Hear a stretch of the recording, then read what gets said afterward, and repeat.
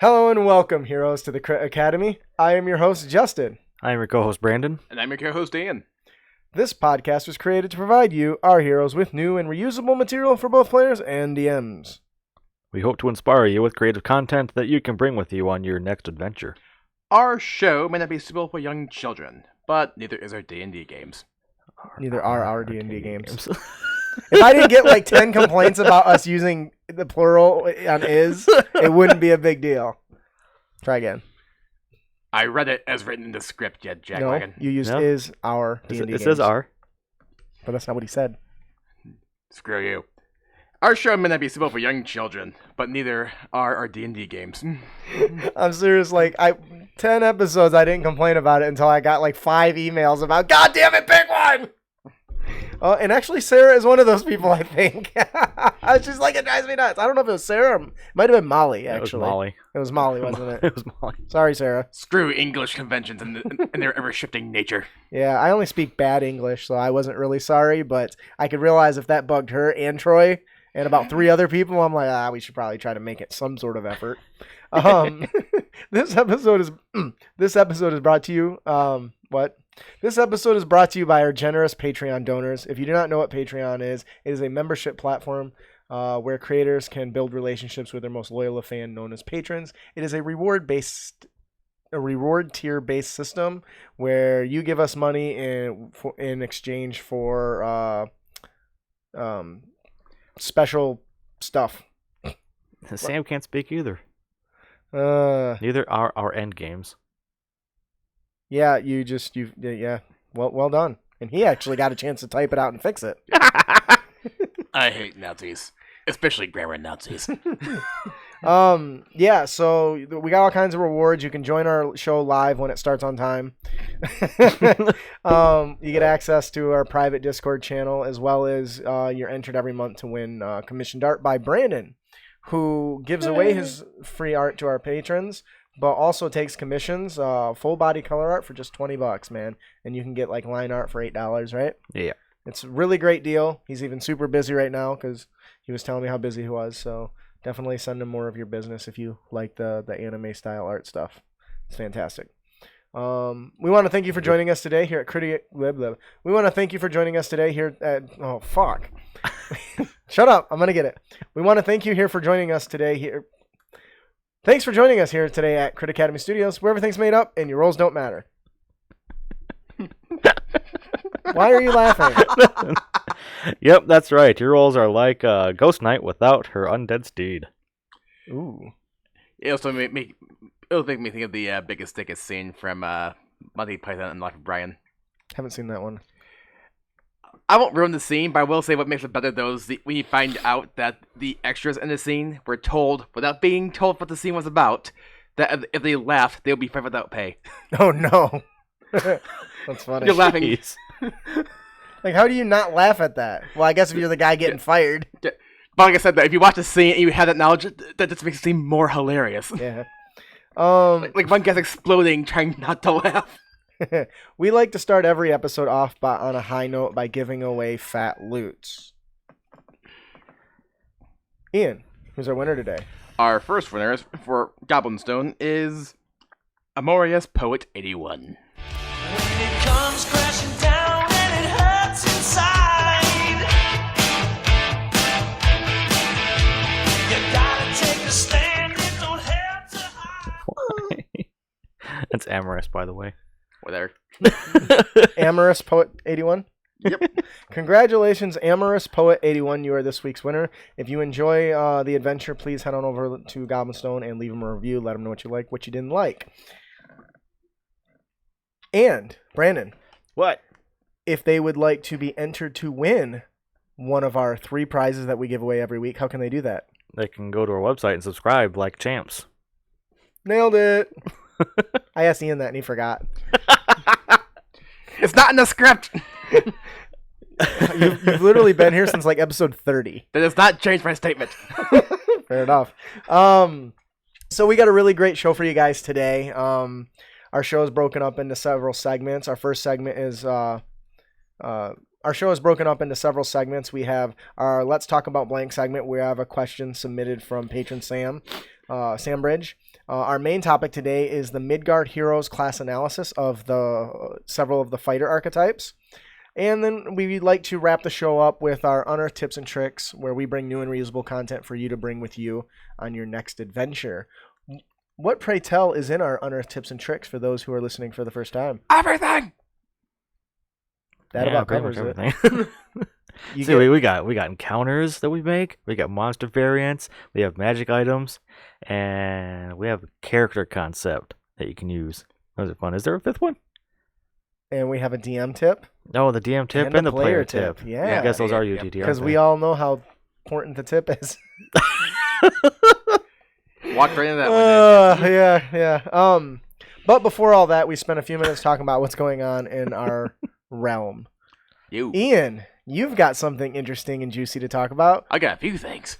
Well, we care about the one, right? Why don't you tell us what's going on in your realm? Well, I just, the other weekend, I went down to Dragon Con, down in Atlanta. Good times. And for those of you who don't know, Dragon Con is basically, it's kind of like Comic-Con, but it's in Atlanta, not San Diego.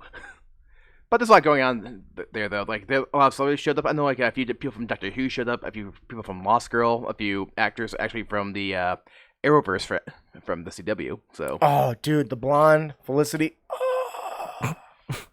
wow. But that said, though, I did spend most of my time there gaming, especially playing Starfighter Society, because there's not really anywhere around to do that. Yeah. And I enjoyed doing that when That's I could. space do that. opera, right? Yeah, it's basically Pathfinder in space.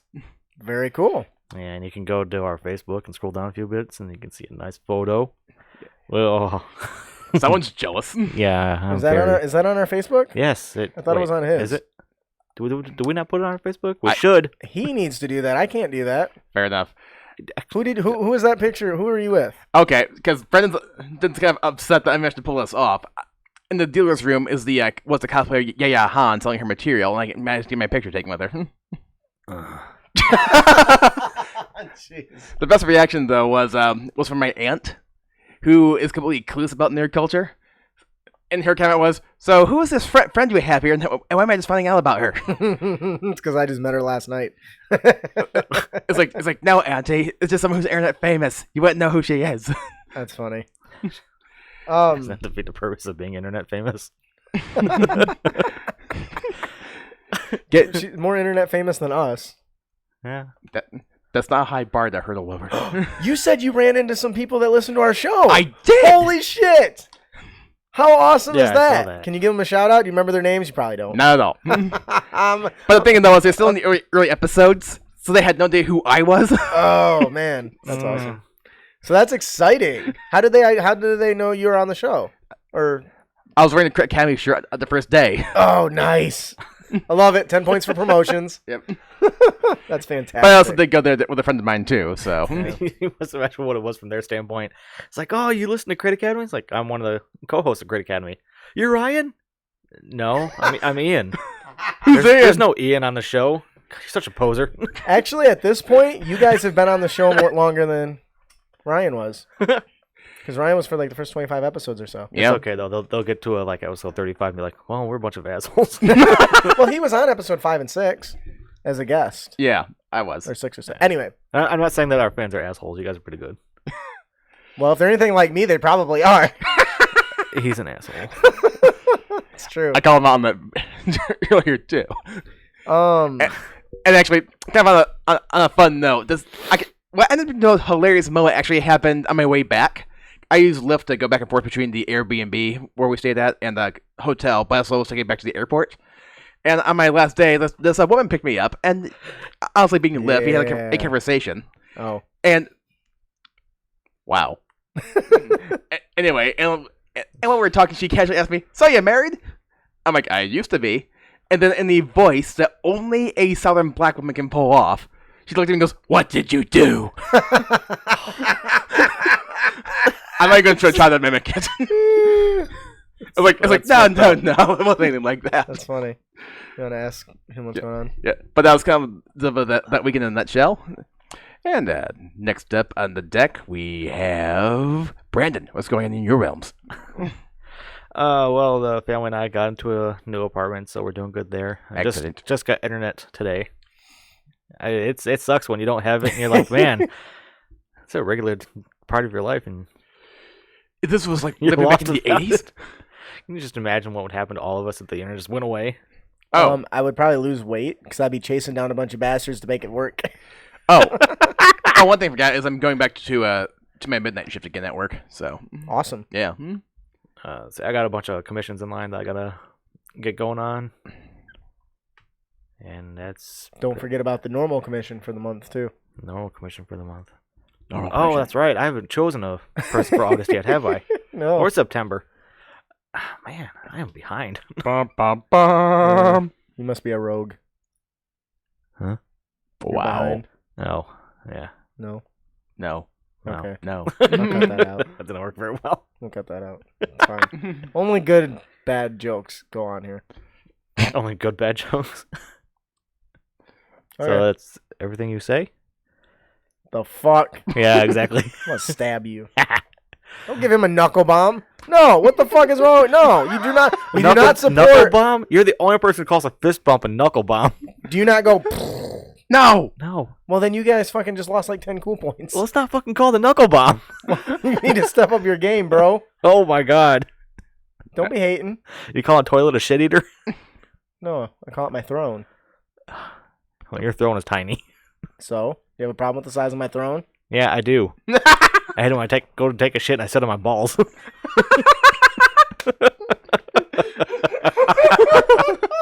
So, Justin, what's going on in your realm? I hit it, my dong hits the front. You ever go into a public restroom and you go to take a deuce and your dick like just barely touches the bowl and you're like, fuck, I'm gonna get AIDS. Wow. Oh man, at least I know I clean my toilet like every couple of weeks. So, Maybe. it depends if he edits or I edit. I just edited episode 90, so he'll do 91. So I'll actually edit this episode, which means I won't do a very good job. Anywho. He's been adding like other little music and sound effects to some of the other things, and I'm like, you need to send me that file so I can do it. And then I realized that's extra work. Anyways. So what's going on in your realm?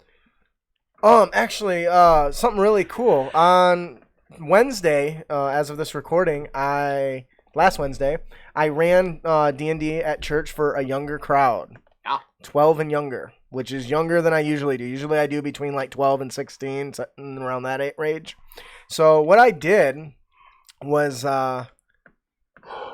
actually, you know what? I'm going to talk about something else because that's going to come up in one of the tips today. So I ran a game for the kids at church, and they really had a blast. I missed church today because I'm on 7 days a week, so I was working. And apparently they came in running around looking for me to run D&D for them. Aw. So, and they haven't shut up about it since. So, I missed church today so I can get back on a sleep schedule before midnight. yeah. But so that's really exciting for me, and I really had a blast. For those of our patrons, I took some pictures of some of the stuff that I set up. Fucking insane. It sucks when you go to church and you're excited to play D&D and you end up learning about Jesus instead.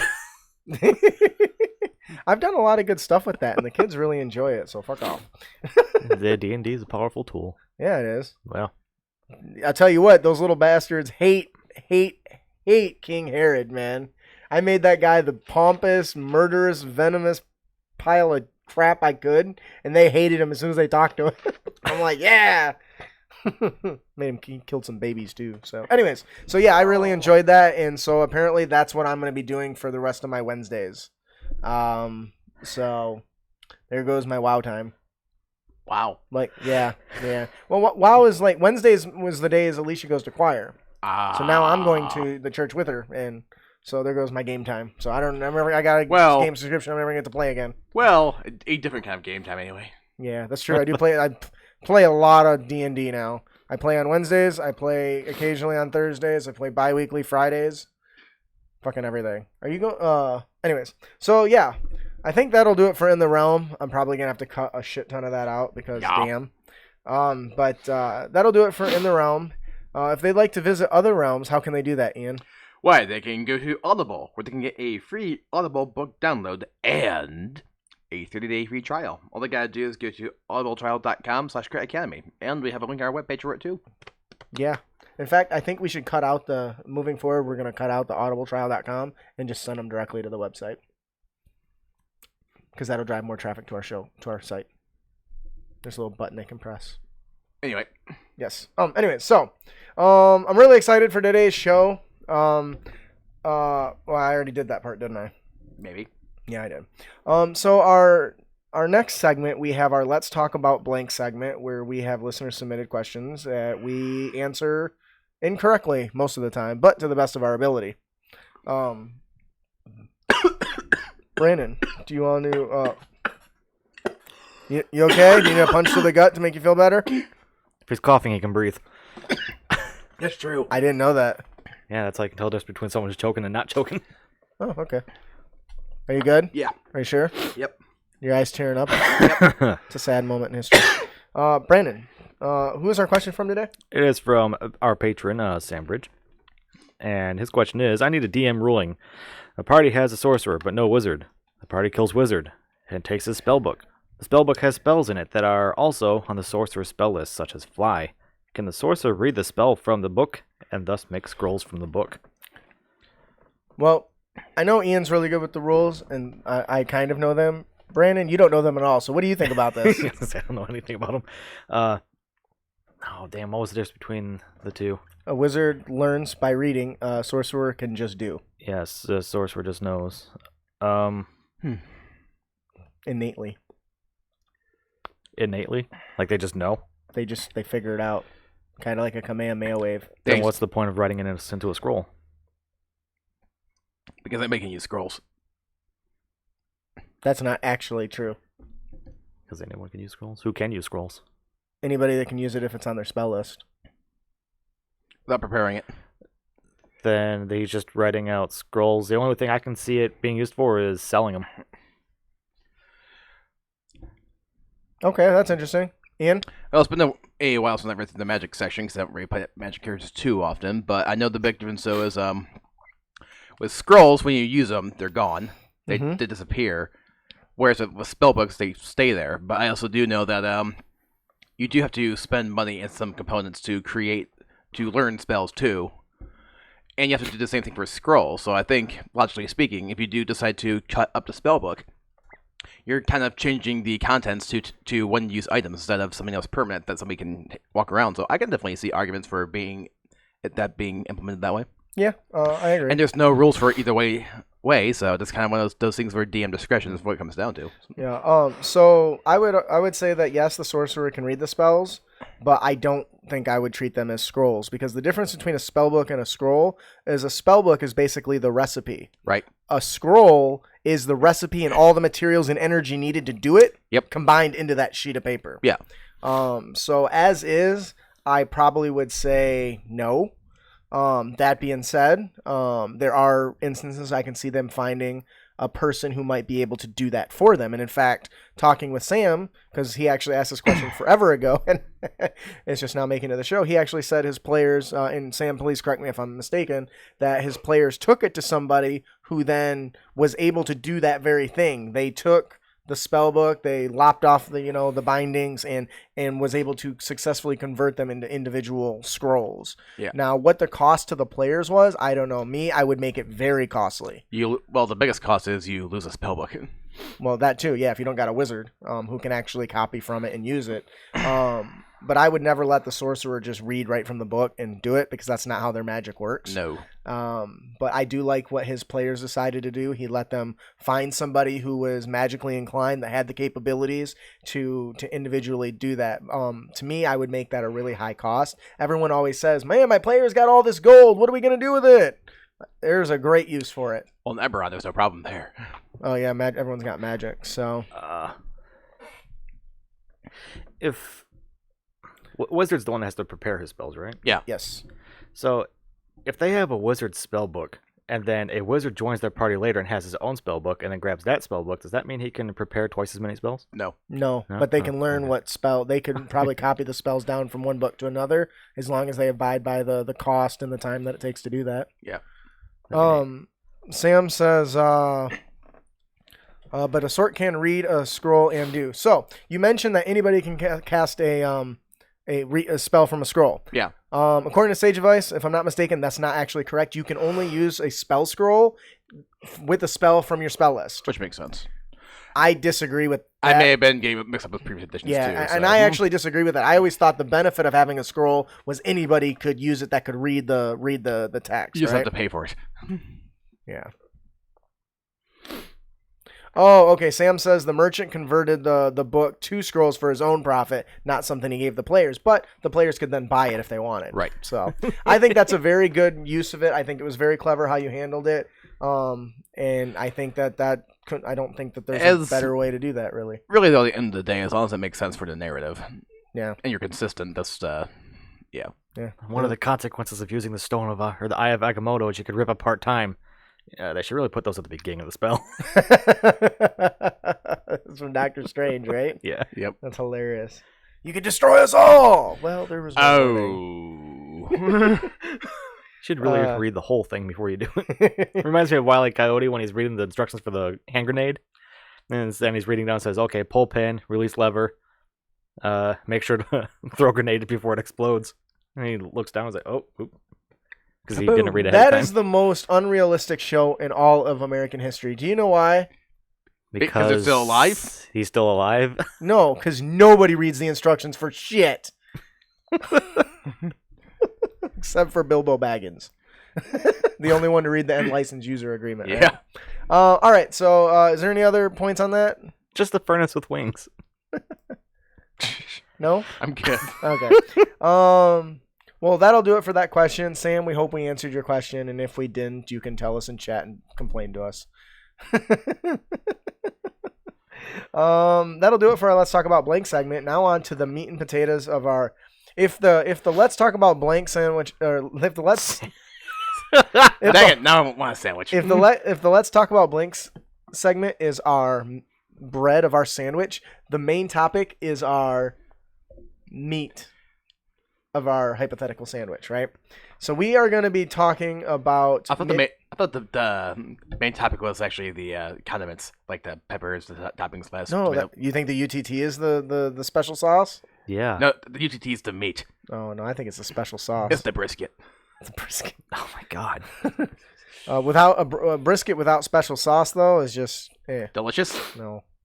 Anyways, today's main topic is Midgard's Heroes, the class analysis, the fighter. If you don't know, Kobold Press's Midgard Campaign Setting is a dark world of deep magic started by Wolfgang Baur and fleshed out by his team. It's flavored with the Central European myth and folklore, from the frozen Northlands to its wild steeps, dark forests, and craggy mountains. I can't recommend this book enough. Midgard's Heroes Handbook has over 200 pages of pure, solid gold. That's 40 subclass choices. That's a not a small number. New feats, new backgrounds, new spells, new weapon options, magic items, monsters, and so much more. If you have not checked this out, we have a link in our show notes, or you can find it at koboldpress.com. I want to thank Wolfgang Baur for letting us walk through samples of his product. We will be covering 2 of the 6 fighter archetypes in the book. I think we discussed them briefly and picked out a couple that we thought were our favorites. Yeah. And if you even remember doing that. And we're doing it in the last episode. Yeah. So the first archetype we're going to be discussing is the Ghost Knight. Do you got a really cool voice for that? Oh, that was really good. Do you want to do that while I read? The Order of Knights, incorporeal or ghost knights, arose in the principalities of Morgau and Doresh. Fighters who follow the Ghost Knight archetype draw their power from undeath and bring themselves closer to the grim fate in service to their vampiric and ghoulish masters. That was really good, you guys. I like that. Right off the cuff, this really reminded me of the Lich King from World of Warcraft. Very, very, very much like the Lich King. Yep. So, Ian, what is the first features we get as a Ghost Knight fighter? Well, the first thing you get is some bonus proficiencies, which is never a bad thing in my book. And begin when you choose archetype at 3rd level, you gain proficiency with the animal handling skill. Animal handling skill? Yeah. That's interesting. I wonder why that is. Brandon, would you like to tell us why? What the fuck? With the fake enthusiasm. Oh my god! The Pale Rider? Also third level? You can cast Find Steed. That's awesome. The steed created is an undead creature that takes the form of a ghostly pale or dappled riding horse. Your GM can substitute a camel, a mastiff, or another mount appropriate to your character. So if you're halfling, you can be a dog. I demand a giant gopher. You're a giant gopher.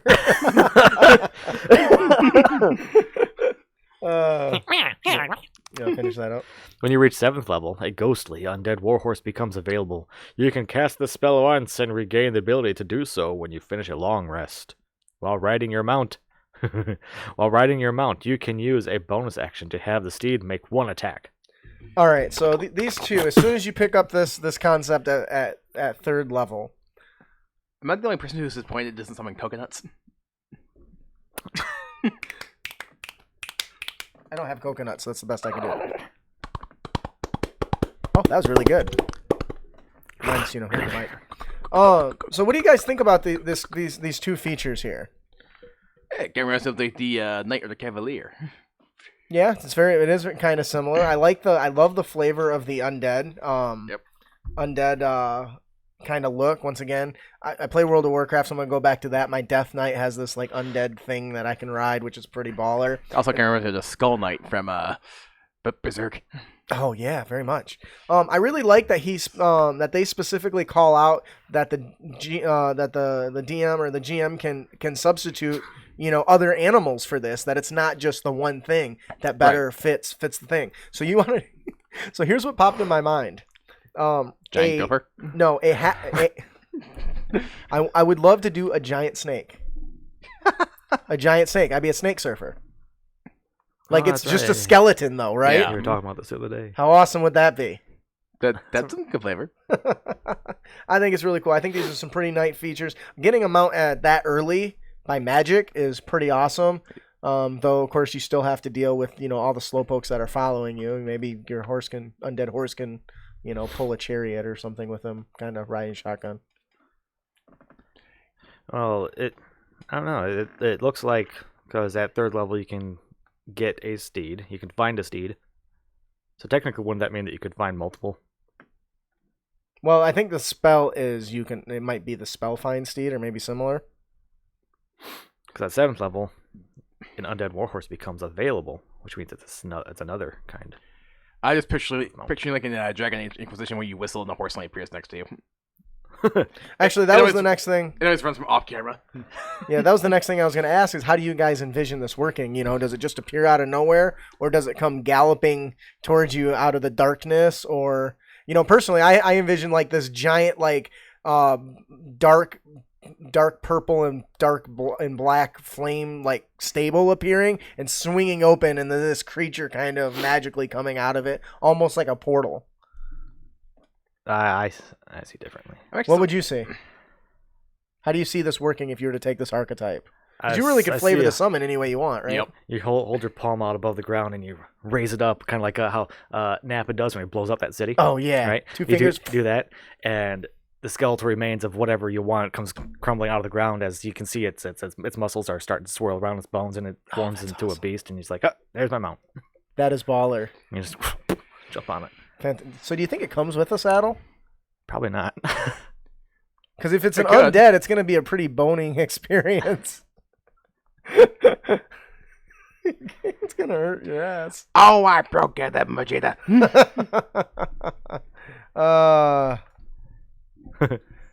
Sam says actually having slower party members actually balances it out. No, I'd be like, fuck it. I'll see you in the next town, guys. Oh, Sam says a fissure in the ground, glowing red, and a horse gallops out of with thundering hooves. I like that. I say the Some warhorse really makes me think of Or he's lightning straight from the sky, and the horse appears where it impacts. Oh, and like puts like a small little crater in the ground where it lands. Yeah. Oh, that's cool. Say when I think of the undead warhorse, I'm thinking of what was that movie? I don't Sleepy know. Hollow. Yes. How the horse just kind of like jumps out of that tree and is like, oh my god, that's gnarly. That So is awesome. awesome. That is really cool. I like that one. That's very cool. Like a little darkness flame, and this horse just jumps right out of it. That's cool. So the next, do you want to take the next feature there, Ian? Sure. And next we have, at 7th level, Frightful Charge. 1 second. Sam's got something really good here. Now that True's that's- Untied open up to a portal where an undead horse gallops out in a spray of blood. Sleepy Hollow. Yeah. Oh, you both referenced Sleepy Hollow. That's awesome. All It's right, a go great ahead. movie. You want to take the next one there, Ian? Starting at 7th level, you can get Frightful Charge. When you move at least 20 feet and attack a creature, it must succeed on a Wisdom saving throw. DC equals... You don't gotta read the 8, parentheses stuff. Or, and if it fails, it becomes frightened until the start of your next turn. So just charging at this thing terrifies your enemy. Now it goes back to the Sleepy Hollow reference, right?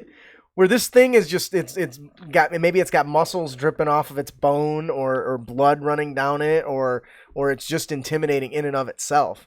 The more I think about it, the less I want it to be a horse, and the more I want it to be a camel Or a llama. or a llama. Spit some black shit at you. Ooh, a giant emu. An emu. I also think it'd be cool if you had if you're like a halfling and you went like the mastiff or something. Sheep. But Ostrich. the charging. Do you think the charging itself is just the presence of this thing, or do you think like there's some sort of effect as it rushes towards some visual effect that happens as it's rushing towards them? Well, given the other favorite text of this class, there might be some other forces at work here. Oh yeah. Yeah. I would like to say maybe its hooves are like on a burning like with a black flame or something as it's barreling down on top of the enemy. Maybe snout, maybe black flame, gouts of flame shoot from its nostrils during the charge. Even just sounds too. Yep. There's some sounds that we hear like during Oh. Halloween just sends a chill up our spine like ugh. Like screams of dying souls as this thing charges into battle. Because it makes it worse because Okay, that wasn't very you good. said a mastiff for a halfling. I keep thinking of sheep. Just thinking of an undead sheep running in and like, oh my god! Actually, one of the most terrifying sounds I've ever heard was, I've only watched part of the movie, but American Werewolf in London. That was a good one. I like Just that. the opening scene of you hear the werewolf before you see it. And that was a very terrifying noise that thing was making. Yeah, for sure. I like when they transform. The Nazgul horse is good for visualizations. Oh Visualization. my Thanks, Sam. gosh. Look at my arms just thinking about that movie. Creep you out. He's got goosebumps. Yeah. I'm looking at the Nazgul horse. Because let's images. face it, they set up that Baller. scene very well in that Yeah, movie. it's the ringwraith horse. Yeah. I like the idea of like the burning eyes and stuff, either with red or purple flames. That would be really Yeah. cool. So at 10th level, you get access to. At 10th level, you gain access to Taint of Undeath. The foul nature of the undead begins to overtake you. You no longer need to eat or drink, and you are immune to being frightened. That's huge. Especially against dragons. Yes. You take on a pale and waxy appearance that the living find disturbing. You have advantage on charisma intimidation checks against living creatures. Hell yes. Hell yes. That's awesome. So kind of going over, so now your physical would you allow this to alter your physical appearance, or would you Yeah. start it off with your physical appearance already kind of different? Well, it does say your physical appearance changes at this higher level, so... Oh yeah, I'd I'm an say idiot. the- It literally says that in like the second line. So the longer you're a ghost knight, the more deathly you start looking. I'm totally picturing like that one scene from the IT crowd. Wow, that's great goth makeup you're wearing. I'm not wearing any makeup. And Uh, just eat and drink, Sam. You still need to breathe. Yeah, no, you still got to breathe, boss. But you're immune to frighten, and that's really cool. So I like that it goes into the physical change of your character. I also think that there was an old game I played called never mind. I'll go back to WoW. Everyone understands that reference. So you've gained this power to the undeath is overtaking you. What kind of other features would you add kind of to your character to enhance that? Like, would you add like darkening flames kind of appearing around him when he strikes his foe, or the occasional flash of black or flaming eyes or something like that. Or eyes just turn white. Yeah, that'd probably be more creepy, wouldn't it? Yeah. Yeah, eyes begin to whiten because that's usually associated with death. Your skin becomes that pale, waxy color, and Your hair starts to thin. your hair starts to thin, and it turns white, and you get this fog that kind of like rolls off your body because your body is so freaking freezing from being cold and undead. I love that it gives you advantage on intimidation checks. And everywhere you step, the life around you starts to die. So like when you're walking, Like when you walk, like the grass dies underneath you. It just shrivels. Now, just to be clear for all you DMs freaking out about Raw, this would just be a flavor thing. It wouldn't really have any mechanical benefits. That seems to be a thing as of late. Yep. But yeah, I think that's awesome. I love the idea of like black flaming horns, like devil horns appearing on the character. Sam asked, would spell detect undead? Nope. Would that reveal it? No, because technically you're not. It's not changing you to undead. It's just saying it begins to overtake you. So I don't think it's overtaking you yet. It's an evil within. So starting at 15th level, your weapon attacks deal an additional 1d8 necrotic damage, and you have resistance to necrotic damage. So I kind of see, this dark energy kind of surrounding my character, or maybe, do you guys ever watch Naruto? Yeah. One of the guys can make this like skeletal thing like appear around him as a sort of armor. Is it one of the Uchihas? Yeah. Those freaking broken mofos. Yeah. So I see something like that where maybe you're maybe these like skeletal parts start to kind of force their way around you and your weapon and can increase your damage and also kind of help block off necrotic damage, ward off darkness. I suppose. Technically, your skin's not decomposing. Because you're not dead. You're not necessarily dead. You get that appearance, but you don't have to eat or drink anymore. Yeah. Yeah, it just says the previous one just says you start to take on a pale and waxy appearance. Then that does the living does find disturbing. So I think you can take that flavor-wise as far as you want. Sam's asking about decomposing body. I, as a DM, would not have no problem with that. If you wanted to gradually start to drip away flesh and shit. Once again, I would give you no really mechanical benefit. This already gives you intimidation check because, of the feature. So, the last feature you get access to is Ghost Rider at 18th level. As a bonus action, you and your mount become ghostly and insubstantial for 1 minute. You gain resistance to bludgeoning, slashing, piercing damage from non-magical attacks, and you can move through creatures and objects as if they were difficult terrain. But you take 5 1d10 force damage and are pushed to the nearest open space if you end your turn inside of an object. I demand this comes with a flaming skull. You demand it comes with a flaming skull? And why is that? Ghost Rider? Like my character? Oh, duh. I'm an idiot. I figured of all people, you would have caught that. Yeah, I thought about that earlier when I was putting the notes together, and I don't know why it slipped my mind just now. So this is really cool, and I agree, man.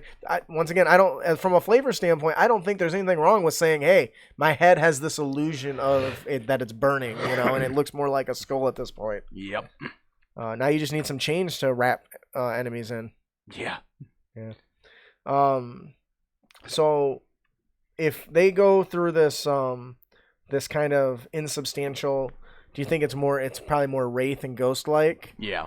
Than anything else? Yeah, probably. I imagine like little billowing smoke and stuff. Are you okay? Yeah, I'm fine. Just Swamp ass. and swamp ass. Door is wide open. I don't know why. And it's quite comfortable outside, in my opinion, actually. Yeah, I would agree. So overall, what are your guys' thoughts on the Ghost Knight? Badass. I think that'd be pretty cool.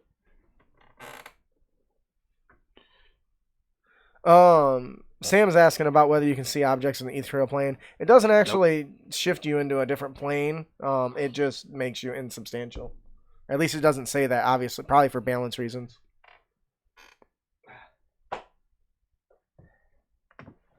This guy's fucking nasty. So You've done worse. Overall, I've never stuck my hand in my ass crack and wipe sweat with it and then sit down next to a bunch of guys. Don't even, motherfucker. Get away from me. I didn't actually put my hand in my pants and smell my ass crack. You did? No, Oh, I did not. You want me to? no. Look nasty. Overall, I really like this flavor. I love it as a player because I can go into so much detail on making my character dark. And I'm not just talking dark armor and dark blade. I'm talking the description of everything I do. From the gravelly voice to the loner kind of mentality. The goth kids should dig this. Yes, the goth kids should take this. Sam says, yeah, sounds cool. Give it to a player who is bored with the normal tropes. Yeah, I agree 100%. And kind of going back to the Ghost Knight kind of flavor, make sure you change some and flavor some of the other abilities that you get to as a fighter.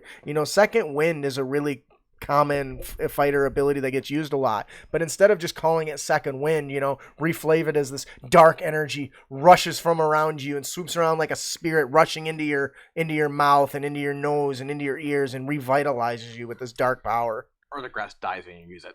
Or the grass around you dies when you use it. That's cool. I like that flavor. That's awesome. That reminds me of the waterbender people, where the bloodbender or the waterbender, when they swoop the water right out of the plants and stuff around them. You know how I would play this character? How's that? As optimistic as possible. Oh God, Because it'd be awesome. We're all gonna die, guys. I'm here to help that. You guys come to a town and you realize there's a festival going on. I turn. We should go to the festival. I'm sure they got prizes and pie. What kind I like of pie? pie. Do you like? I like apple pie. Pie flavored. I like that. The other thing I would do is, I think that breathing could become a big important of this, like breath. Like anytime I talk, I would require that I'd ask the DM that maybe he would want to describe, how the NPCs react to my naughty breath, and I think that's where Sam's going with his dark breath there, where it's just this nasty, rotten essence. Good God, man! What the fuck did you eat before bed? So I really like this one. I had some nutmeg. I really like this one. I'm looking forward to giving it a go. Our next archetype is the Shield Bearer. Now, Shield Bearer don't want shit on the Ghost Knight. I'm Batman. I should have started with the Shield Bearer. Is that what you're saying? I feel like this character represents what a lot of people try to do that want to do when they wield a sword and shield. Yep. Ian, would you like to tell us about the Sword Bearer? Okay. The shield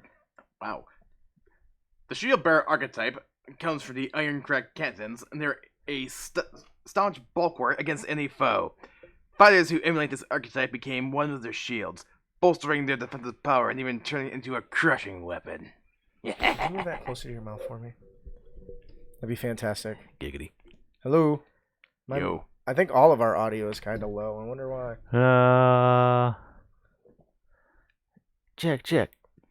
Check. I was checking it like nonstop, and then I stopped. Yeah. It was working. But then the shield bearer, beginning when you choose this archetype at 3rd level, when you take the attack action, you can make an improvised weapon attack with your shield as a bonus action. Haha! That's pretty baller. You could almost say that it's smashing. Smashing. Now, this is something that a lot of players try to do, and honestly, I as a DM have no problem letting a player use their shield to smash people with, and I just treat it as an improvised weapon. Which is basically what it is. Yeah, it's an improvised weapon, so that's 1d4 if you're proficient. Or wait, yeah, improvised weapon is 1d4 damage, right? Plus strength. Well, that and bashing somebody with a shield is a well-documented technique. Yeah. But this basically gives you the best of both worlds. Did you read the first part? No. Yes, I did. Okay, I was doing something else. I wasn't paying attention. Obviously. Oh, okay, so what is in there? What? I was looking for a feature on being knocked prone. Because you can use the shield as an improvised weapon attack. Yeah, you can shove them to knock them prone. Right, and that's in the second part here. Yep. Anywho. Anyways, so I really like this. I think this is something that the shield bearer ability, being able to attack with a bonus action, basically gives you dual wielding. Yeah. Essentially. Yep. Except for your main hand weapon isn't light. Well, that that isn't a shield, which is a boost to your AC. Right. So you get the benefits of both worlds. So I love that. Once again, going back to, I've done a lot with the shield bashing and everything like that. So aside from just attacking, what other things do you guys see you doing with the to get the most out of the shield? Well, it's a fucking shield. Definitely take the what's that one fighter feature called? Not the Shield Master? Yeah, Yeah, I would agree. That would almost be mandatory, I would think. I mean, because that'll basically make you an excellent support to your allies too. yeah, and that's really I think the goal of something like this, and I think that's what it talks about, bolstering their defenses. Yep. So you'd be doing that for your allies as well. Or if it's snowing outside, you can get downhill really quick.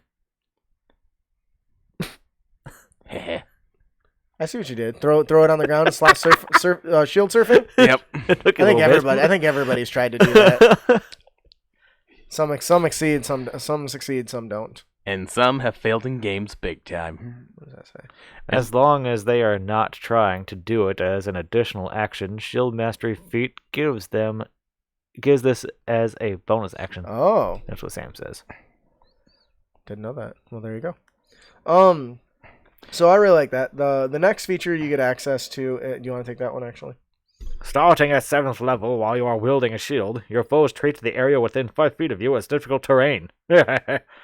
If you didn't move on your turn, you have advantage on any ability, check, or saving throw made against being knocked prone or being moved from your current location.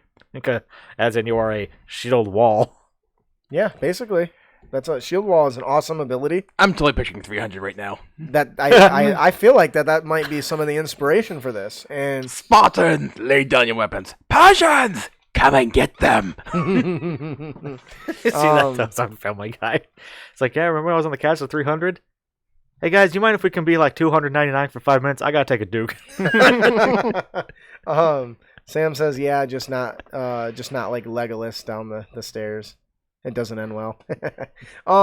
So these two sets of abilities are designed to reinforce that you can bash people with your shields, and it comes in a lot of different things. I've allowed as a DM, I've allowed players to use their shield to grapple opponents, like pin them up against a wall and consider it a grappled condition and have them, stuck up against it. That's flavor anyway. So yeah, well, that comes back to some other stuff. When you're beating people with your shield, come up with other flavorful ideas with them, like knocking them into a wall, and maybe the shield does a little damage and the wall does a little damage, but you're still going to roll the same die.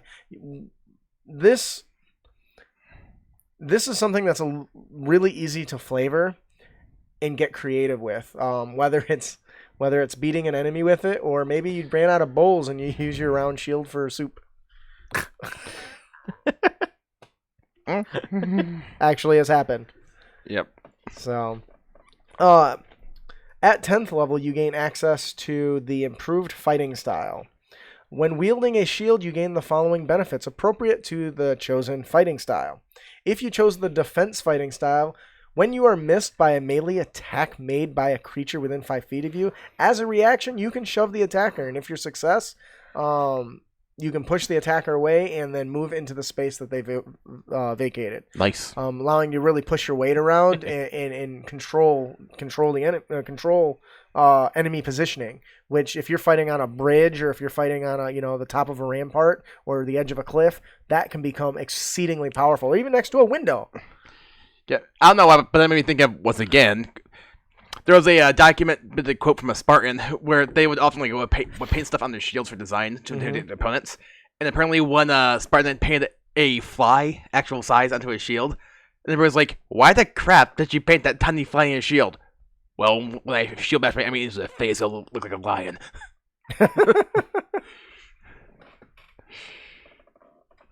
Oh, jeez, Sam.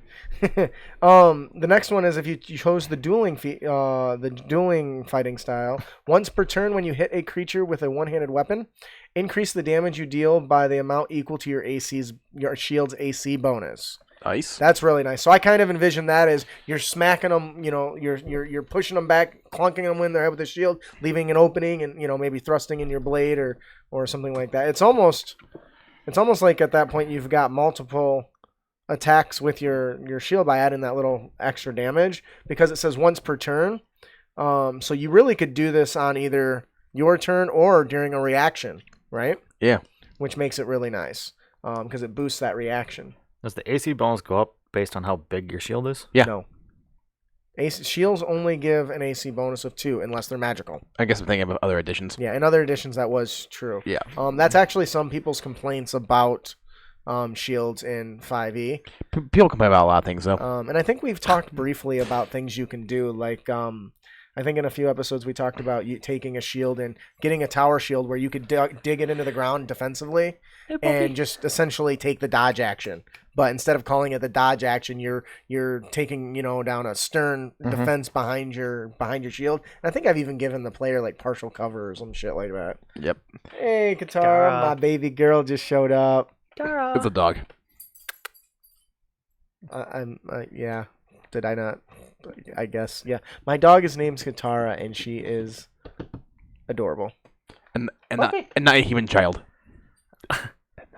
She's super smart. She's smarter than me. Once again, not a high bar that hurdle over. Oh, whatever. Ian, do you want to take the next one? Oh, wait, I missed one. Yep. I missed 2. If you have the protection fighting style, when you use your protection fighting style, you increase the chosen ally's AC by 1. That's pretty good. That is awesome. That's literally you chucking your shield right in front of them as they're about to take a blow.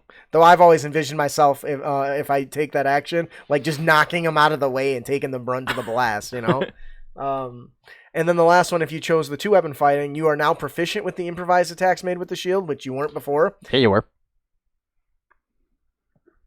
Did it say you were... Fighters have... everybody has proficiency with improvised weapon attacks. No. Yeah. No. Yeah. No. Yeah. No. Yeah. No. Yeah. No. Mm-hmm. Mm-mm. Mm-hmm. Can you find that? Not on my phone. Well, that's no fun. The player handbook's over there. Sam can clear it up for us. I am certain that everyone is because that's the whole point of Tavern Brawler feat is it gives you proficiency in improvised weapons. That's like the big bullet point.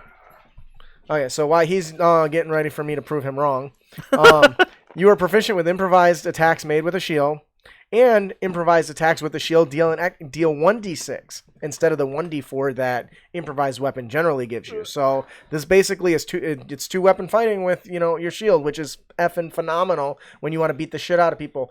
Pull a Captain America, smash him in the jaw with your shield, follow up with a long sword to the gut. It's pretty phenomenal. What do you think? Sounds awesome. It does sound awesome. And I think the reason I think I like this idea so much is because you can get so creative with how you hurt them with the shield, bashing their knee in, and as they double over, doing like a vertical slash towards their chest, or taking your shield and bashing them in the throat with the end of it. I want to see an entire party play this character. Oh man, dude, that would be awesome. You basically be like a tank, wouldn't you? Just everyone hold up their shield and just walk. Yeah. Have one guy that's an archer just shooting through the little slits in the shields.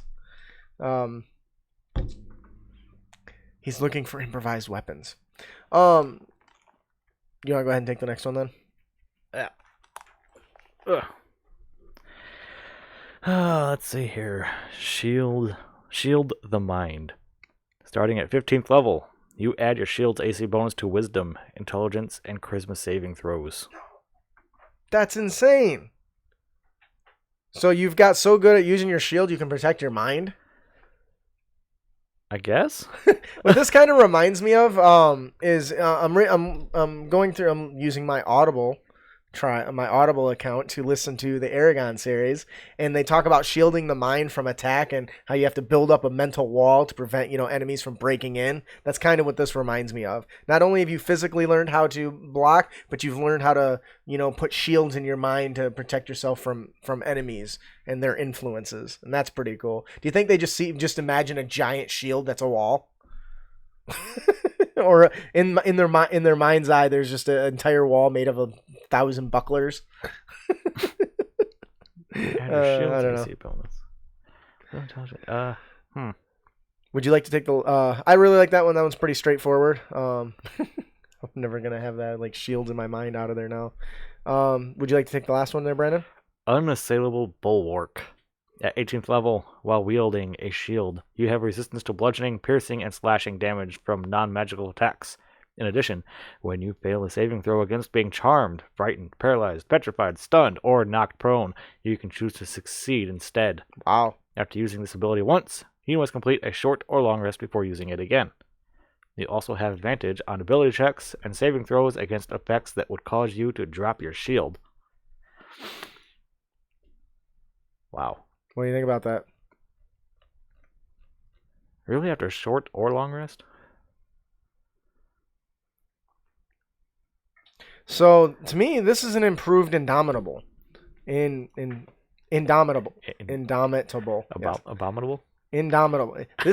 So to me, this is an improvement of Indomitable because Indomitable allows you to re-roll saving throws. This just lets you outright succeed, which I think is awesome. Don't you, Ian? What? The Unassailable Bulwark allows you to just choose to succeed on a saving throw against these being charmed, frightened, paralyzed, Yeah, that's pretty good. or even being knocked prone, which is even cooler, I think. You also have advantage on ability checks and saving throws against effects that would cause you to drop your shield, which is awesome. Anytime you can instantly just avoid something by your choice, that instantly makes it I'm a champion for that sort of thing, because as a player, who hates to be incapacitated? And if I can just choose to give the middle finger to the DM, I'm going to do it. What'd you find? Inconclusive. No, I already told you what the answer was. No, I'm telling you what I found. I do think that if the item that is improvised matches a item that can make sense, like a table leg and a mace. Because it didn't classify as any weapon type at all, be it simple or martial. What, the shield? No, improvised weapon. Yeah, it's not. It's why it's improvised. But unarmed strike was on the weapons table. But it has been removed in the errata. Anywho. So, anyways. You get the point, though. Yeah. Anyway. We disagree, and one of us is right, and the other one is wrong. Moving on. He doesn't like to be wrong. No, I don't like when people be acting like a dick. Anyway. That's the only setting I come on. Sorry, dude. I'm also half asleep and have less tolerant than usual for it. All right, so yeah, this Unassailable Bulwark is really awesome. I really feel like being able to use your shield offensively and defensively is awesome. Yep. The only thing I think this build is missing is shield throwing. Okay, throwing your shield at an enemy. Well, technically you can throw improvised weapons, so. Sam says, yeah, it's called Legendary Resistance. Yeah, that's what it is on monsters. But yeah, you're right. What'd you say? Well, technically you can throw improvised weapons, so. Yeah, but you lose about half your abilities here. Though I love this character type. I've been wanting to do something like this, and I think on many times I've tried, and in some cases I've gotten away with it, others I haven't. But I really love the flavor of this. I love being the defender. I would just love not even having a weapon. Just like picking up people by the throat and grappling them and beating them to shit with my shield. Go Captain America style. Be less damage, but being able to grapple an opponent and lock them down and still beat them with your shield and your high AC and pin them to the ground is awesome. Yep. Yes, yeah, Sam. Exactly. That's what he is. Well, I built a grappler that had a sword, and while I could use two-handed one, I always grappled one person and then stabbed them with the other one. Because once you knock them prone, you have advantage on every attack. So, overall, what do you guys think of this class, this build, this archetype? I think it has some pretty good things going for it, and it adds up the versatility to the fighter. Oh, for sure. It makes a great tank. Yeah, and I think it's one of those things that fills a spot, fills a niche that's really out there. Look at that. That's 2 times you heard that word today.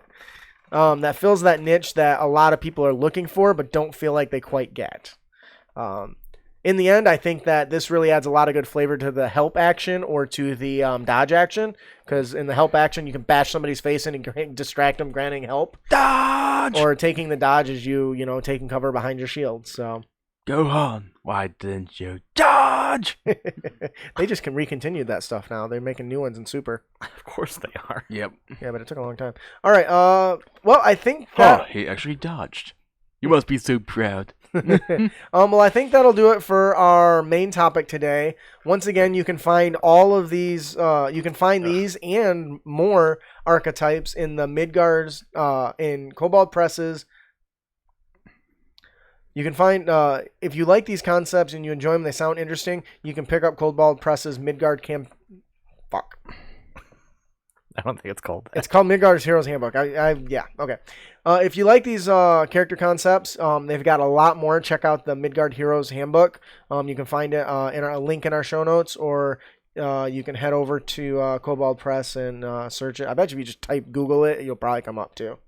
But you can find a link for it in our show notes at critacademy.com. Now, before we move on to our final segment, our Unearthed Tips and Tricks, where we bring you creative and new, where we give you creative content for you to bring with you on your next adventure, we have another gift to give away. Compliments of Loresmith. Brandon, who's our winner today? Our winner for Loresmith is C. Win, the VW. When it comes crashing down and it hurts inside, you gotta take a stand and don't have to hide. That was a lot of work for nothing. No, I know I'm tired. Anyway. Congratulations to C-Win the VW. If you enjoy the adventure, please head on over to loresmith.com, leave him a review, let him know what you like and what you didn't like, and help him improve his product moving forward. Now we move on to the secret sauce. Did we decide if it was the meat or the secret sauce? What do you think, Brandon? You're the tiebreaker. We got the meat over there. Is that the ladies call you that, the meat? And the secret sauce over here. What do you think? If they did have, I would have less problems. Well, seeing as how it's the part that everybody wants to hear, I'm going to say it's the meat. But the secret sauce makes the nasty meat taste good. That's what the main topic's about. So that's the meat. No. No. I hate you It's the both. secret sauce. All right. The main time was the barbecue sauce. You know what? The whole thing's just a giant, big, fat chicken wing, okay? Okay. I like chicken wings. Oh, Especially God. boneless. Justin's dance makes me dizzy. I'm sorry you don't like my dance. It does knock the girls off their feet, though. Yeah, Oh, Sam says it's definite. Sam says it's definitely secret sauce. So he's paying. He wins. Y'all lose. We need to actually. I Technically, don't think it works that way. We need a tiebreaker, which is me. So you know. All right. So Ian, would you like to take our character concept? For our first character concept, which comes... Our only character concept. Yeah, that has... And it's the first one. Which comes from Facebook user Chad D. How the heck do you pronounce that anyway? Asmodeus. Okay. When you read it, you'll get it. Asmodeus. It's the Asmodeus. This works best as an NPC or a spellcaster with Divine Familiar or a Chain of the Pact Warlock. Asmodeus is a low-level imp who carries a very well-used disguise because he keeps summoned. Oh, hang on. Let me fix that for you. But to say... Being... Because he keeps being summoned. Wow. Because he keeps being summoned when summoners mispronounce Asmodeus' name. Seeking the king of the nine hells, they are often surprised by this far less imposing specimen. And nevertheless, he often convinces them that he is in fact Asmodeus and grants them part of his power in exchange for their offerings and loyalty. That's funny. Oh man, Chad D, you are the man. This is clever and fun and ingenious.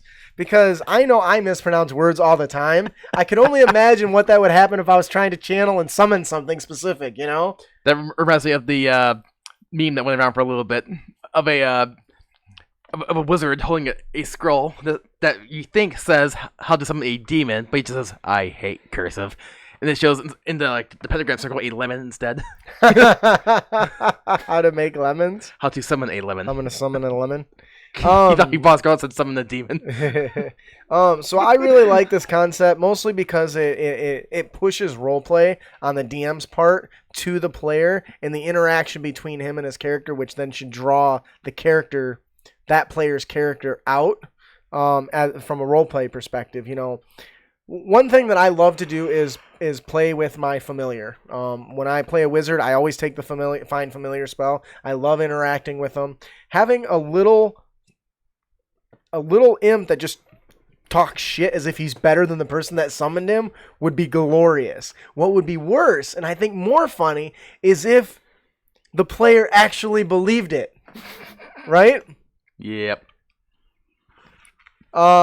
Sam says it reminds him when Naruto summons toads. That's exactly what happens. He's trying to summon the big giant war toad guy, and he gets like a little frog or a little toad that's like a foot big, a little tiny thing.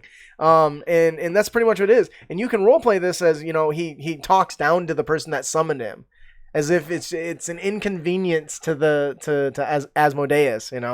How would you play this out, Brandon? If you were trying to summon the Dark Lord of the Nine Hells, and you got a guy who says he is, but hey, how's it going? Is only about 12 inches tall. Oh my god. The summoning circle blazes with extreme flames as this little tiny thing pops in. It's like, you have summoned the great Asmodeus. Like, I think you should still say he's Asmodeus. Asmodeus. Wait, he should say he's Asmodeus? Because then is the person really going to catch on? Maybe the person just been saying it wrong. Because if he says Asmodeus, I'm like, oh, I said it wrong, yeah. So yeah, I'm the great Asmodeus. In either case, I think that this is fun. I think this would be a great Warlock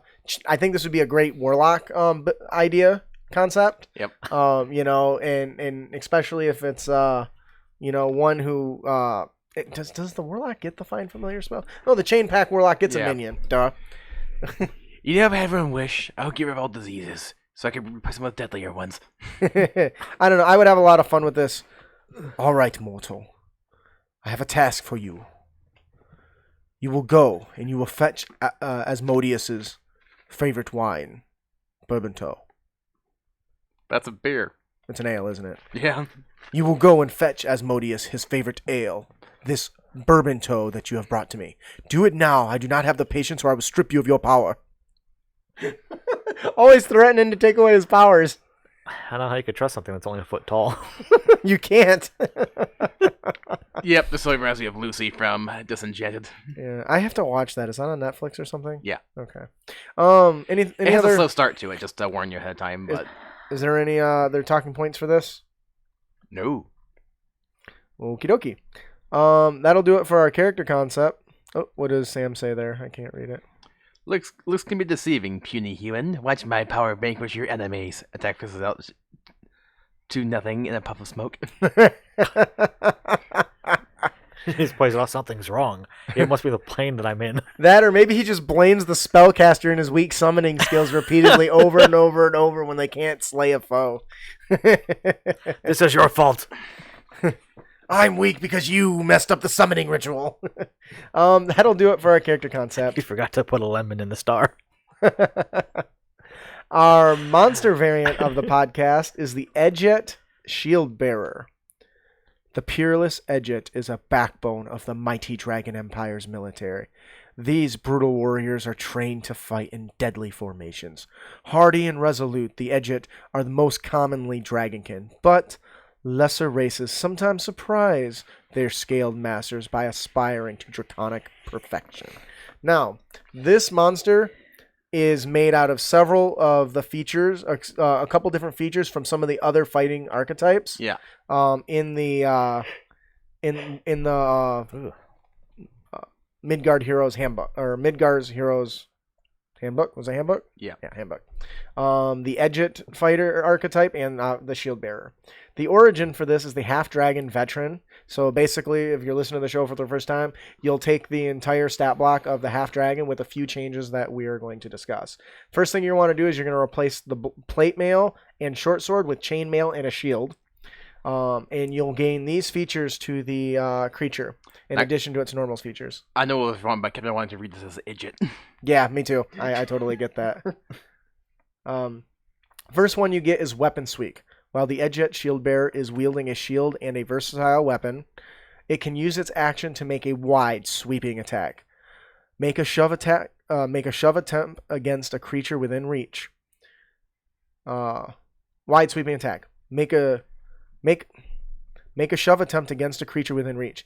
If it knocks the creature prone or pushed it away, the Edget Shield Bearer can immediately make another shove against a different creature within reach. The Edget can shove up to 3 creatures in this manner. After using the ability twice, the Edget must complete a short or long rest before using again. Nice. The next feature you're going to give it is the Shield Wall. While the Edget is wielding a shield, its foes treat the area within 5 feet as difficult terrain, and the Edget didn't move on the turn. It gains advantage on any ability check or saving throw made against it to being knocked prone or being moved from the currently part. That's right from the Shield Bearer that we just discussed. And then, of course, he also has the 2-weapon fighting. The Edget Barrier, the Edget Shield Bearer is proficient in the improved attacks and with the shield or improvise. The Edget Shield Bearer is proficient with improvised attacks made with the shield, and improvised attacks with the shield deal 1d6 damage. So, for those of you out there that are following along, we basically replace the shield, which is what, piercing damage, or the short sword with piercing damage? Slashing. Slashing? Slashing?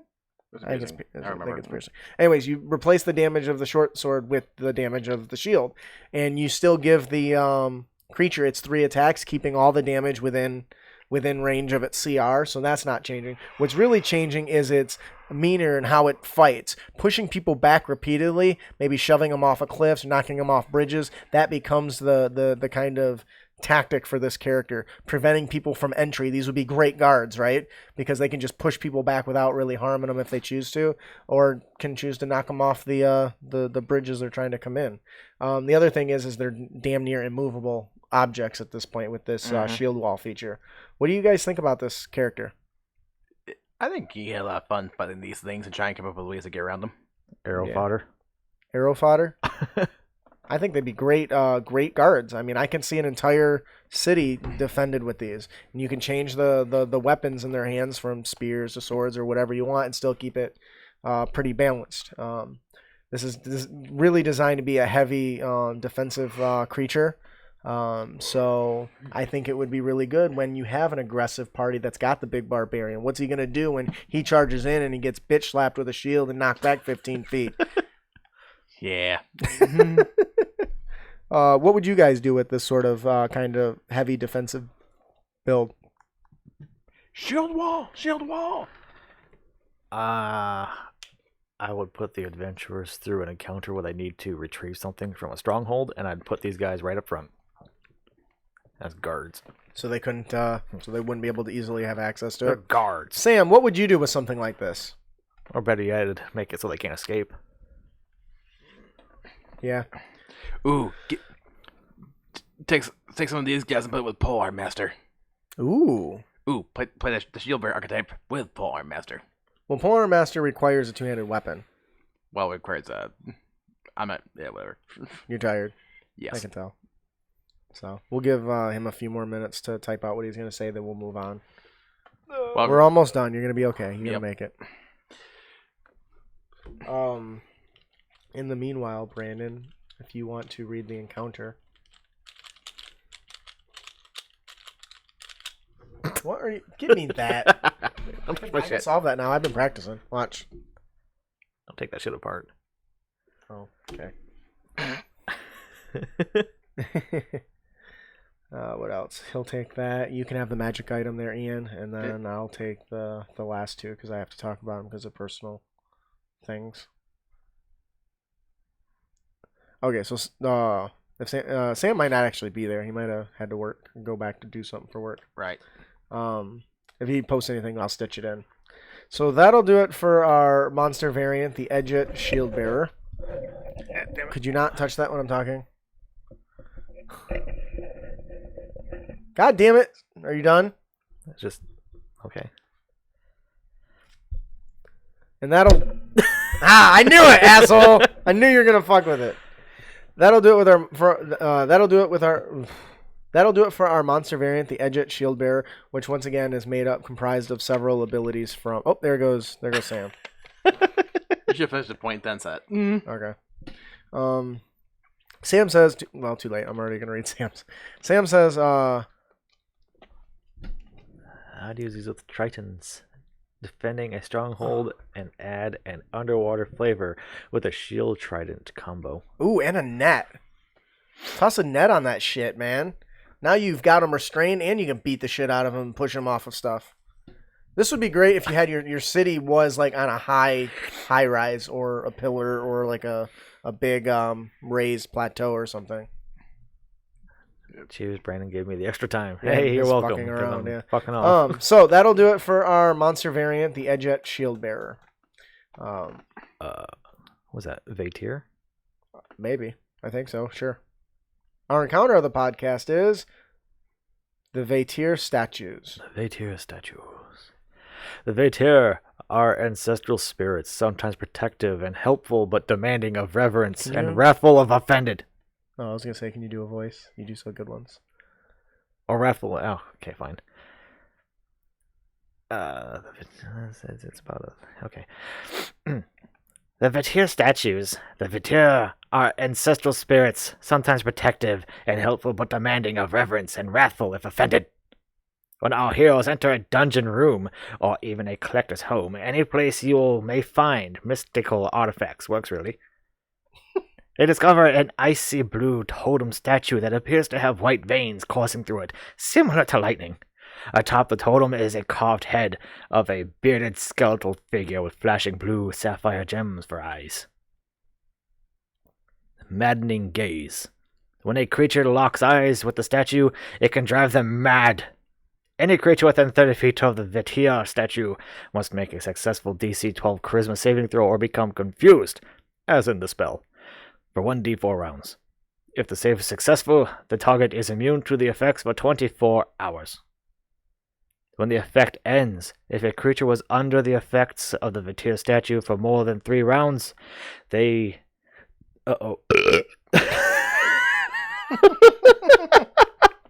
That stinks. Oh, God. If a creature... Sorry. It's probably payback for earlier. Yeah. Oh, I you and nearly, your I almost stank nearly ass. killed my co-host there, yeah. If a creature was under the effects of the Vatir statue for more than 3 rounds, then they must roll on the short-term madness table. If the creature rolled a natural 1 on the failed saving throw, they must instead roll on the long-term madness table. I love this encounter idea. The Vatir is one of the monsters in the Midgard Heroes Handbook, and so I really like that idea, and so I found a way to incorporate it into a mundane, like, collectible, magical trap, I guess. What do you guys think about this? I'm thinking of Weeping Angels from Doctor Who. Yeah, that's really good. What about you, B? Yeah. Not exactly. Yeah. Were you reading and not actually interpreting what you were reading? I was interpreting. I was just trying to think of the Weeping Angels. I think this statue can really jack someone's day up. Thanks. That's about what you're gonna get from me, because I know the madness table is a bitch. Yeah. If you don't know, the madness table is in the DMG. In the back of the DMG, both of the tables are actually that give you really crazy effects from knocking somebody unconscious with their brain being racked in by psychic energies, or stunning them for a turn, or they lose their reaction, stuff like that. On the long-term madness table, you get some really crazy effects that are kind of become permanent, I think, until like some sort of magic is used to cure it. Let's see if I can find an example here real quick. I can go from anywhere from just... Okay, so just looking at the short term really quick, you roll a d10 and it's 1d10 minutes, how long it lasts. One example would be a character must use his or her action every round to attack the nearest creature, whether it friend or foe, which I think is really cool. And then the long term, they last for 1d10 times 10 hours. So that's not actually indefinite, but I think I choose to do that, I guess. The character is blinded, 20% or is blinded. And then you have... the character loses the ability to speak. The character falls unconscious. No amount of jostling or damage can wake it. So that. Oh, I see. It's the defect here.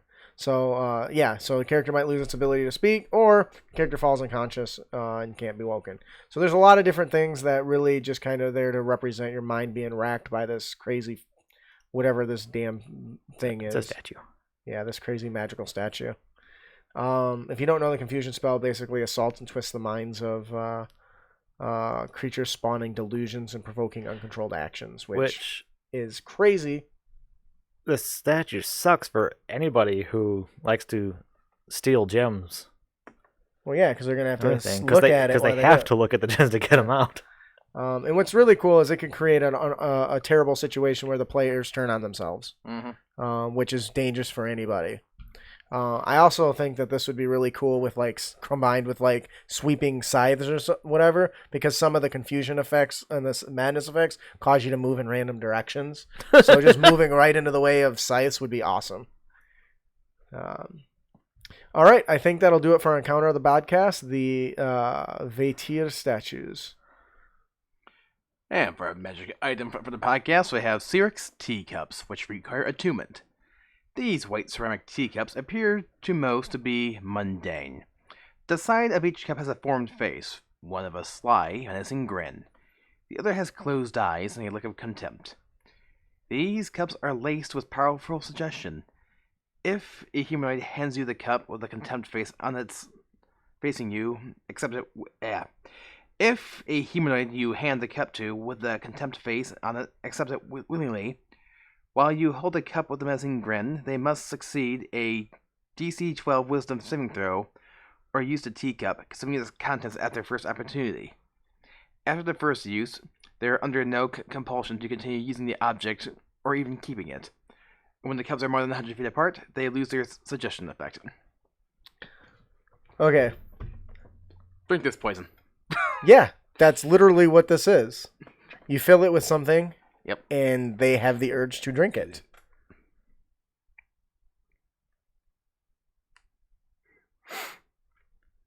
Yeah. Wow, everyone. I'm just... Okay, so... It's a very self-explanatory magic item. Yeah, it is. A lot of the stuff is.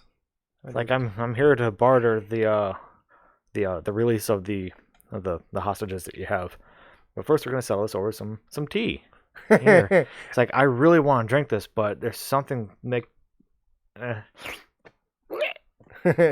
think this is really good for those missions where you have to get in somewhere.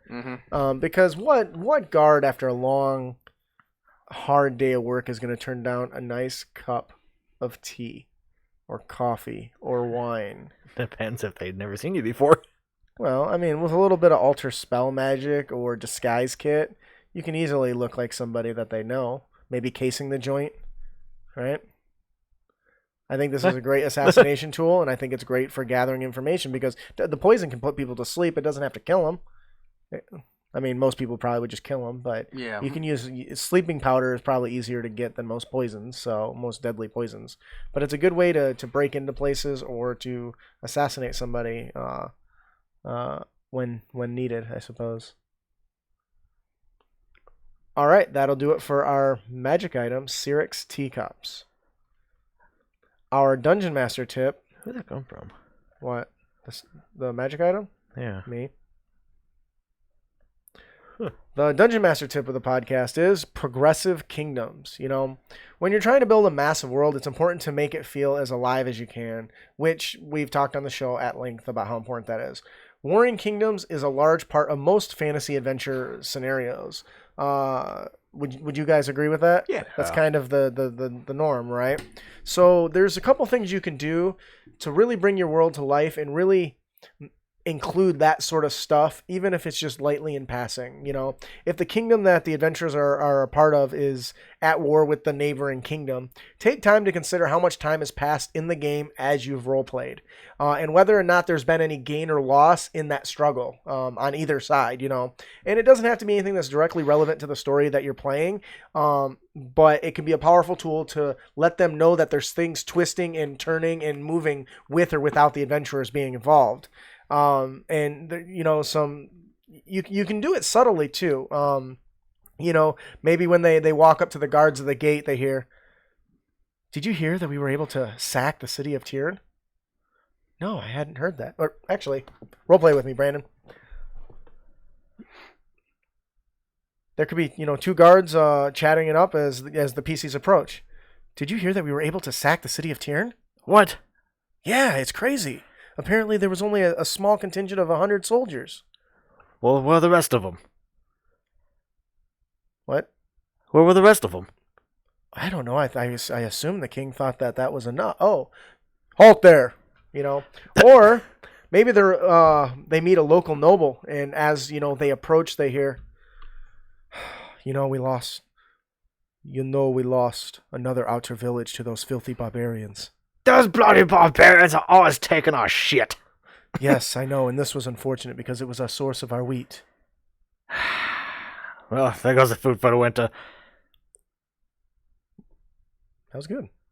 Regardless of the context, little comments like these can really make the grand scheme of the kingdom on kingdom action seem real to the players, even if it has nothing to do with what they're doing. Always try to include those grand scheme, grand size events in the local chatter as the PCs are approaching. You don't need more than a sentence or two.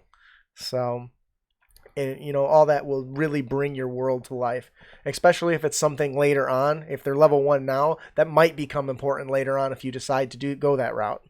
So, what do you think of this, UTT? It's definitely it's important to have like progress throughout the story as you move along, because it does affect the world around you. Yeah, and that's kind of the point, right? Sorry, Sam. Damn people. Just put your phone on mute. I think it gives good opportunities for future adventures too. Good setups, right? Future Yeah. hooks, right? All right, well, that'll do it for our Dungeon Master tip of the podcast, Progressive Kingdoms. Our player tip of the podcast is Don't be a dick.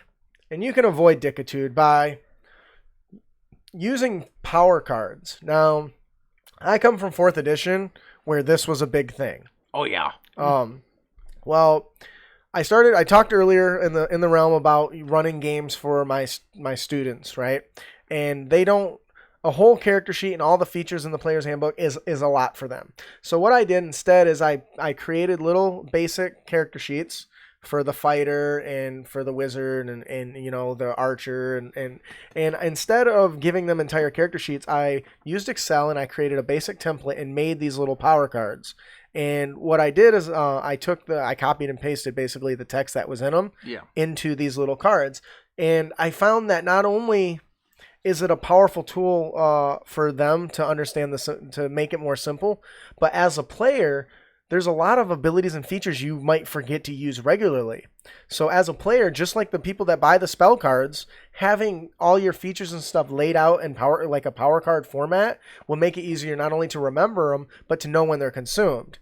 Some abilities that can only be used once or twice, you can just flip them over and they're down, you've used them and you don't got to scribble all over your paperwork.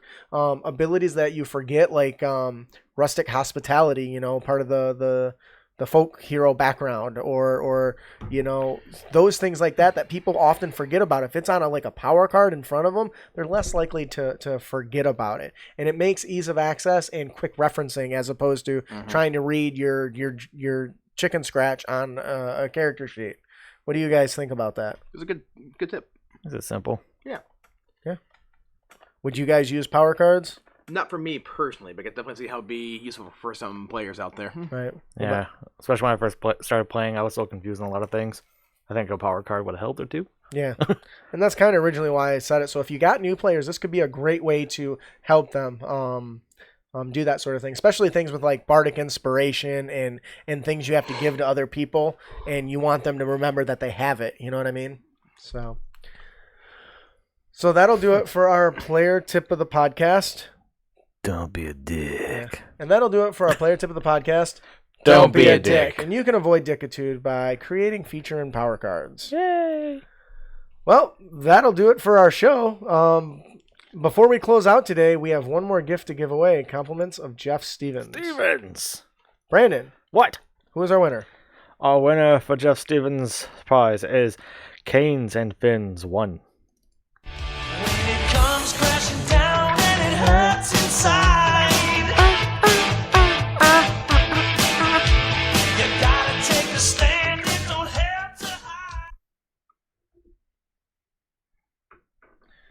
Sam says that he and his brother bought the Paladin Cleric spell cards, and they're really helpful. Yeah, and that's really where this that's part of where this player tip had really come from, because those are so useful.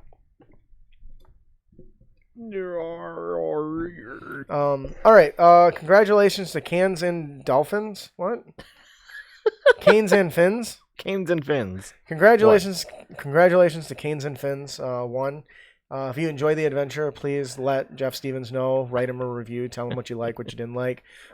For those of you who don't know, writing reviews is some of the best thing you can do for any content creator, because it helps other people get an idea of what a product is before they buy it, encouraging them to buy it. So definitely check it out. Please join us in our next episode where we hear feedback from you, our heroes. We will be continuing on our Midgard class analysis with the Rogue Duelist. Now, you'll notice there's only one there. It's big, but it adds a lot of depth for those people that like that, and I think you guys are going to love it. I'm super excited for all the options in the Rogue Duelist. So, if you have any feedback on their tips and tricks or topics you would like us to discuss, please send them to us. You can email them to us at critacademy@gmail.com, or find us on Twitter and Facebook at Crit Academy. We hope you've enjoyed your experience here at the Crit Academy. If you did, you can help others find...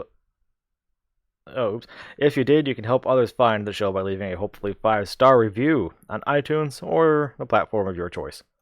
Or just send us a message telling us how much you enjoy the show. I love getting those. Mm-hmm. Also, be sure to give us a like and share on our social media. That is a very powerful way to support our show. Sharing our posts, reaching other people, and telling a friend is awesome. Also, check out our Patreon page at the link. You can find a link on our website at critacademy.com. Make sure to subscribe to our show. Make sure to subscribe to our show at critacademy.com so we can help you on future adventures, as well as be entered to win. Cool prizes each and every week. You also find links to our fellowship members there. If you have not checked out Interparty Conflict, man, go check those guys out. Their entire show is much like our Let's Talk About Blank segment. They answer your questions. Jeff and Gabe are awesome. They'll bring total pleasure to your ear hole and all things tabletop. And then also check out D&D Character Lab. Dan and Garen, every week they build complex characters and argue, like real life bards, they argue whose baby is better in a predetermined or a preset criteria, which is just hilarious to listen to. Also, you'll find links to all our other fellowship members there. There's lots of good creators on there. Definitely check it out. I am your host, Justin. I'm your co-host, Brandon. I'm your co-host, Ian. Thanks for listening. Oh, that was good. I like that. We didn't even try to do it. Keep your blades sharp and spells prepared, heroes. And yes, Sam, it's the Rogue Duelist. Yep. Yes, the Rogue Duelist. Dude, it's really cool. Kind of a quick once-over. It's like, it's kind of like the Battlemaster for the Rogue, but with way more options. Okay, I got crap to do. So. All right. Go try to get some sleep before you go to work, if you can. Yeah, that's not going to happen. Oh, yeah? Hence I got stuff to do. All right, man. Well, take care of yourself and drive safe, okay? Luke. Oh, I guess I should stop the stream, huh? That might Wave. See you later. Bye.